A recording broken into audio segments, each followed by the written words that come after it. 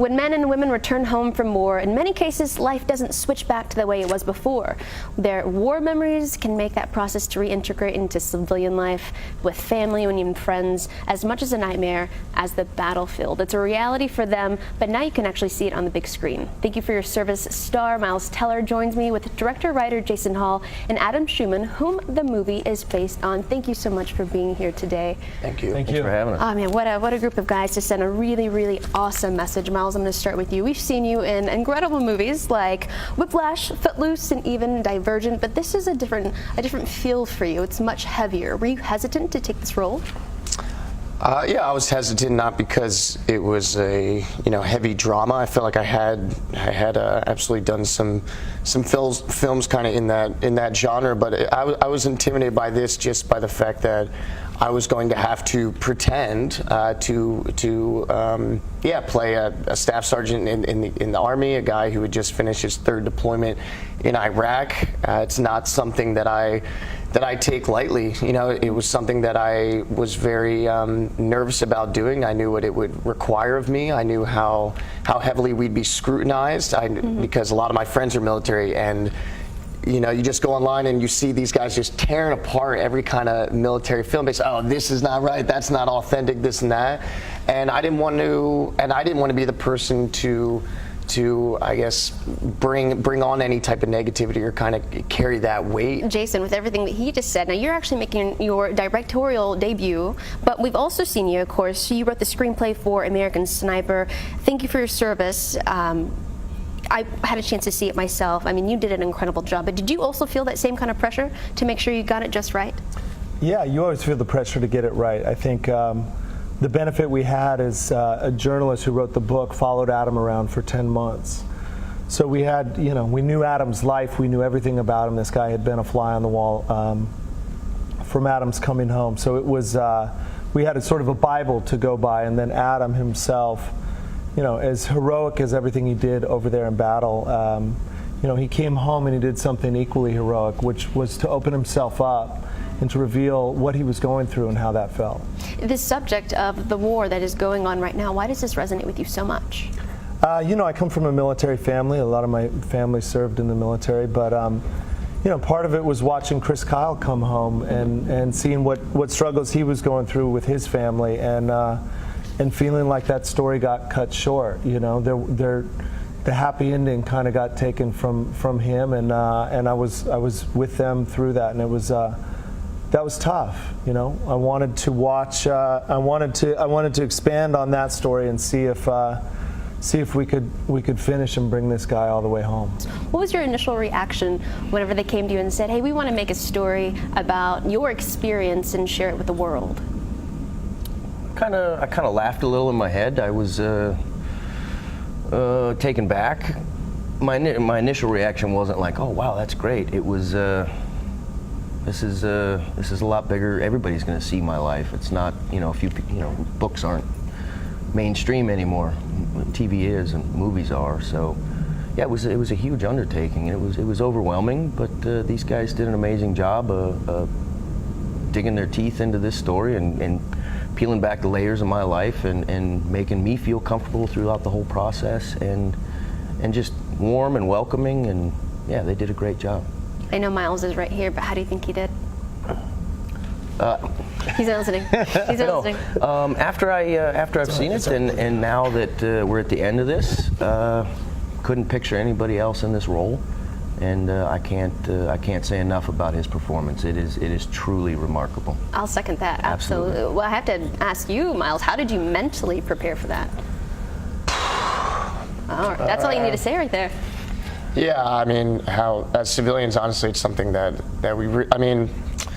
we can't relate to war, but I could relate to trauma. I think a lot of people, life's messy and tragic, and I think if people haven't had it, they're going to have it. It's just inevitable.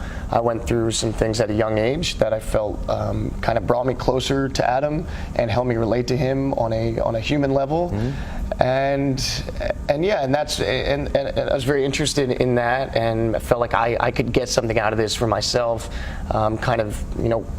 Just confronting things and dealing with things, and really for me it was, but then the other side of that is, okay, now you need to get the military right, you need to get that aspect, that external, all of those things, you need to present yourself in a certain way, and it was all challenging. It's not, one of the early scenes of the movie, Adam's character, the character of Adam, I'm home making pancakes for my kids, and in real life, like 9 days before, Adam went through one of the most horrific moments of combat that I think any person could ever see, and then boom, now you're at home and it's dad time. The mom, she was watching the kids for 9 months, and it's her time to do her thing a little bit, and you need to step up and be the dad of the house and be the man of the house, and it's tough, man. And these guys are just kids coming home from war, so it was a very challenging role, but made easier by the script that Jason wrote. It was, and all the time that David spent with Adam. Jason, fill me in on with Amy Schumer. We've always seen her as a very, very funny person. I mean, she is a comedian, and now she's taken on a serious role. Did she surprise you with her performance? She I don't know so much if she surprised us. She reached out. She wanted to be a part of this. We were thrilled. It was a small role, but the cause and telling this story meant something to her, so she volunteered herself, and she came in and she read for it, and she was spot on, and then she just threw herself into the role and got to know the real Amanda Doster, and yeah, she came to work serious. She was a great scene partner. She was fantastic, and she donated her entire salary to TAPS. Really? Yeah, Fisher House. Yeah, that's Fisher incredible. House as well, yeah. That is good stuff. Thank you for letting us know that this must mean something personal to her. As I mentioned before, I was ashamed leaving the theater when I had a chance to see the movie, because I didn't realize the reality of how traumatic it is for a lot of our servicemen who come back serving for us, and just really, they never really leave it. So what message do you want audiences who go and see the movie to take with them after they leave? Look, we tried to tell the most real, visceral, honest story that we could, and this story is intense. And the reality for someone like Adam, some guys come home and they're okay and it's fine, but about a quarter of them come home and they are the war is still in their hearts and their heads, and it's ringing loud every day. And they face this stuff in the most mundane tasks. So it's they're walking back into a normal world that is kind of a battlefield in their heads. So we tried to dramatize that and paint a picture so we as a society can kind of understand a little bit more about their sacrifice and what they went through, and maybe have an opportunity to approach them with it and offer the opportunity for them to talk about it. And that is key. Just opening up and letting somebody know and acknowledging that there is a problem there. I'm going to ask you the same thing, Adam. Somebody who goes to watch and is in the same position that you're in, they're suffering from what we know as PTSD, but I understand now they prefer just PTS. What do you want them to take back from it after seeing your story? I think it's not just my story. If a fellow veteran is watching this, I think they're going to see a bit of themselves in Miles's performance, or any one of these characters they're going to be able to relate to, and it's going to kick them in the guts, and it's going to churn some stuff up. And what I want it to do is I want it to open the door and get people talking about it, because like we just said, we don't even know what to call it. Is it PTS? Is it PTSD? Is it soldier's heart? Is it shell shock? We don't know, but we do know now that you're physically changed when you come back.